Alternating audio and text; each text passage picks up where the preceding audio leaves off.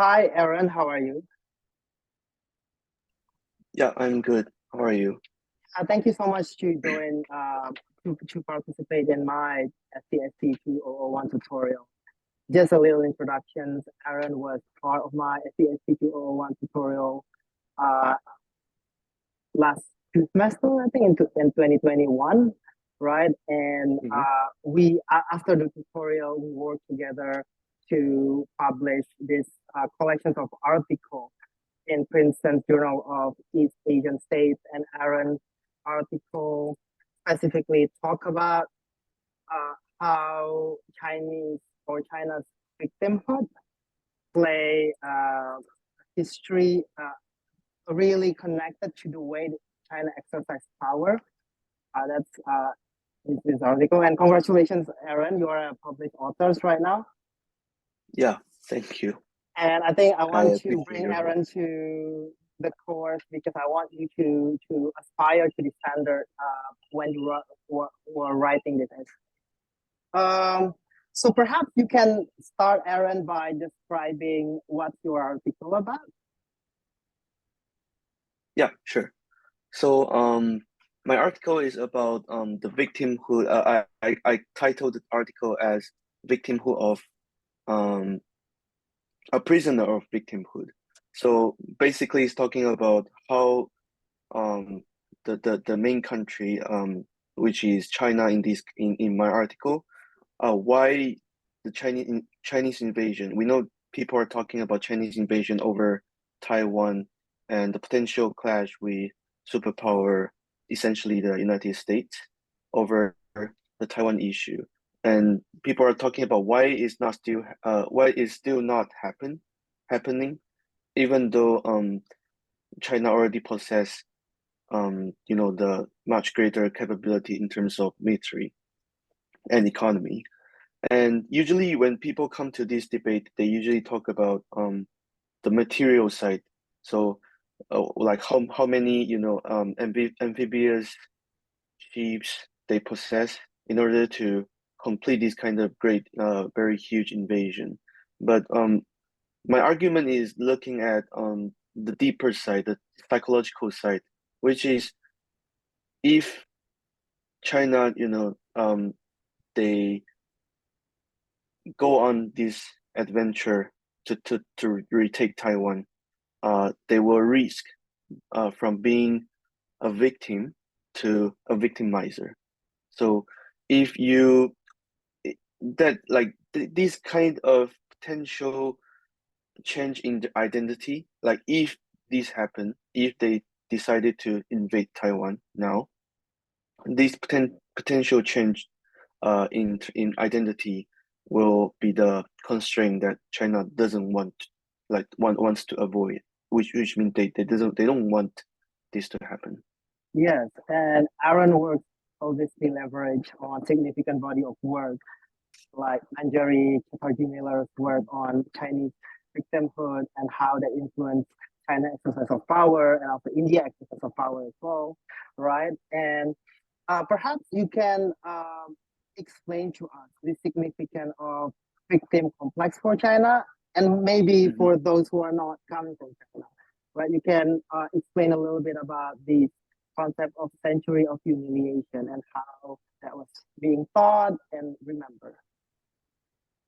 Okay, so we know China had a very huge suffering over the last century, which they is usually called century of humiliation.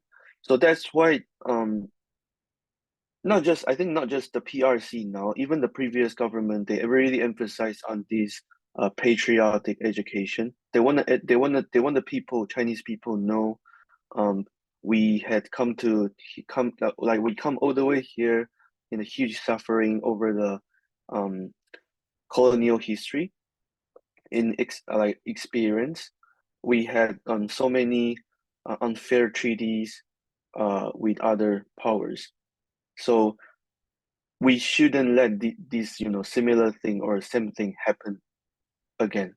So in order to prevent that from happening, we have to unite the country. And how the government unite the people is, usually the debate with the disputes come over. Like when people arguing that, you shouldn't use education as a tool to just, in the name of patriarch, educate your people to be patriotic.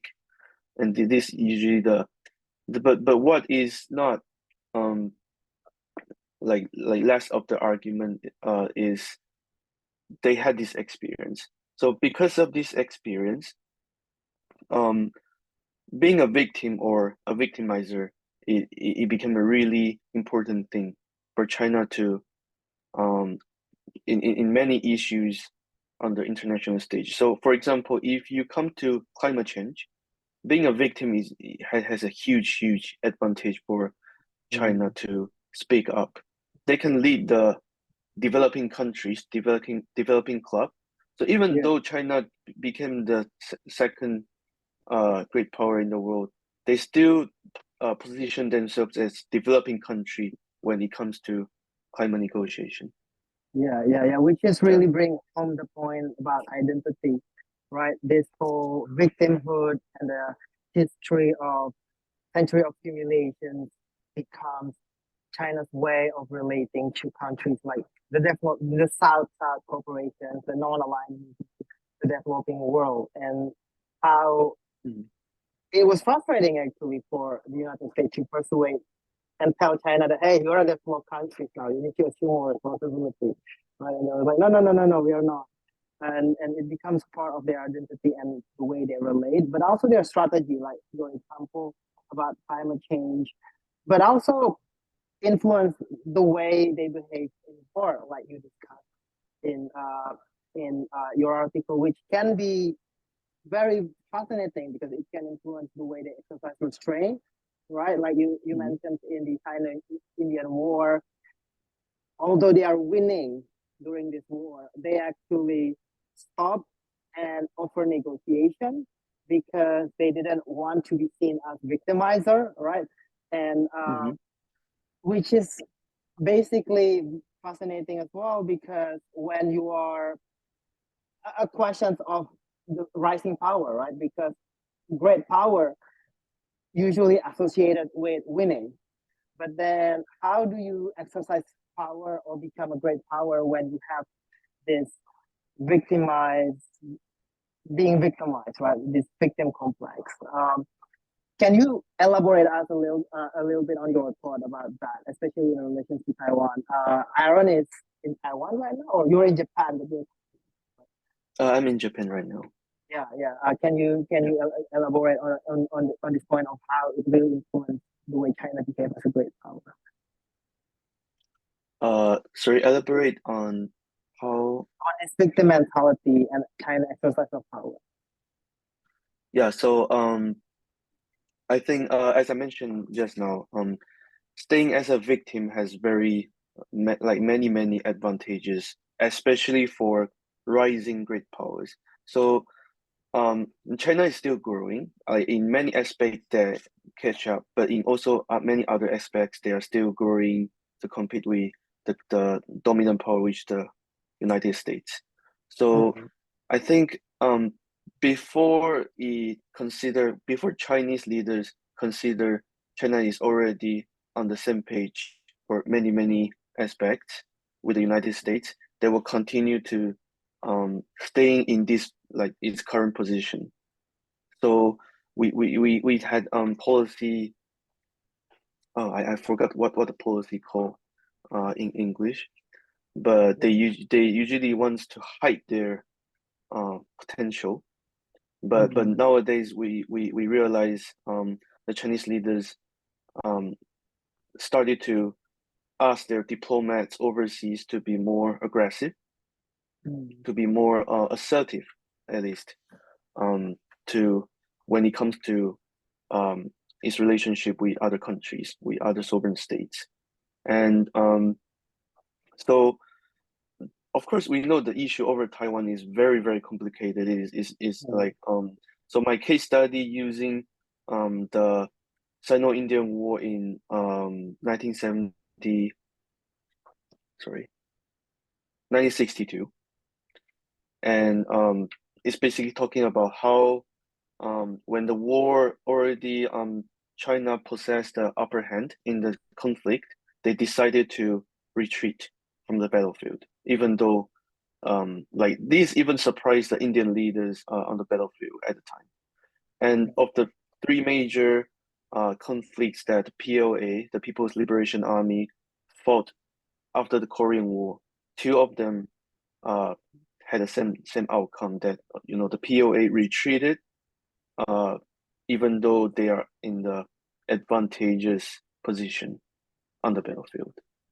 Yeah, So I yeah, think this kind of psychological front is the where researchers and also the academic society like rarely look at. They always talk about they haven't invaded Taiwan because they haven't possessed enough material capability. So which is based on the assumption that when they have the capability, they will invade Taiwan. So I think this yeah. assumption is quite it's not wrong, but I think the psychological front is also worth examining.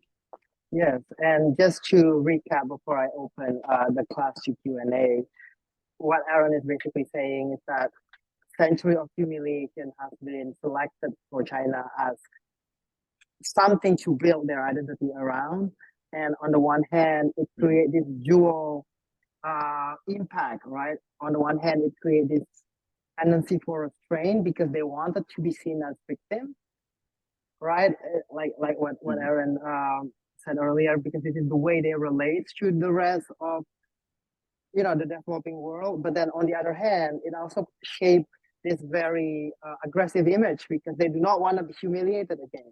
They will fight, and then which the way they justify warrior diplomacy, right? Because they do not necessarily want to be humiliated again, so they will not follow this bitter food and act aggressively. So there's that kind of duality, which really interesting, and there's a lot of literature recently emerging, especially in the foreign affairs journal. Is there any questions from the group to Aaron?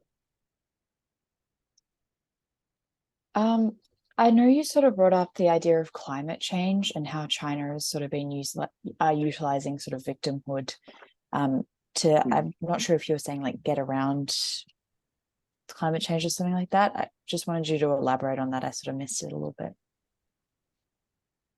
Yeah. So we know when it comes to climate change, it's usually not those countries that get seriously affected got to speak. It's usually the great powers have the have the power and position to speak up. Sometimes they speak up for these affected islands or states. Like it's about politics still. It's usually not about really talking about how we come to resolve the climate issues. So when you have this victimhood, when China got this position themselves as a victim in history, they are also leading this group called G77. So this G77 group is kind of like a group of developing countries.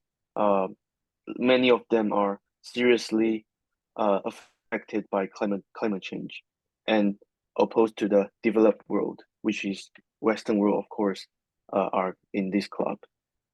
When it comes to these kind of negotiations, regardless China being one of the top greenhouse emitter, they will still consider themselves having less of the responsibility to promise new to make new promises in terms of climate. So these there's a term called common but differentiated responsibility. So we recognize there is a climate emergency, we have to solve this, but you guys, the Western world, the developed world, already enjoy this benefit for a very, very long time. So you shouldn't put this responsibility on me, on China, simply because like they are not buying these because they consider themselves part of the developing world. So you can position yourself to lead the, developing club, and against the, not essentially the United States, but the entire Western democracies.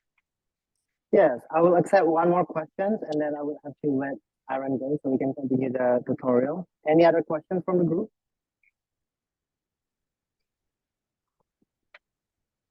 I have a question. Yes, Can you just touch on further, like what will happen then if China does invade Taiwan, with respect to its rhetoric of, or like the argument of like China being a victim in the past of like the last 100 years.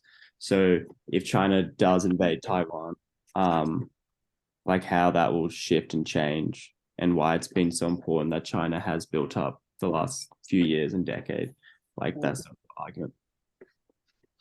Yeah, so I think very often you can see Chinese leaders or Chinese diplomats on the world stage. They often put emphasis on, they never invade a country. They never try to overthrow a government in other countries. So if an invasion over Taiwan happened, this argument no longer works. So simply because you already, conduct the invasion, just like Russia conveyed on Ukraine, the world's gonna see you as an aggressor. So no longer you can position yourself as a victim. You had a colonial experience that is like huge suffering, but once you did this, make this invasion attempt over Taiwan, all those effort or story you make, your education is gonna be, I wouldn't say there is it's gonna be a huge turn in direction. And I think this turn in direction is what the Chinese leaders, at least for now, do not want to see, and or they're not prepared for this kind of huge change in identity. Identity, I mean, from a victim in history to victimizer, because you unleash your aggression. Yes, thank you very much, Aaron. And Aaron's argument is supported by even the more hawkish of American analysts, right? And growing body of literature that supports his argument. But I think I just want to sum up by highlighting Aaron's contributions to the literature by publishing in the special issues of Princeton Journal of East Asian Studies that really highlight on how victimhood and that role of memory on China's exercise of power, which is a really important debate right now. Once again, congratulations, Aaron, for becoming a published author, and I'll see you again next time. Thank you so much. Yeah, thank you so much.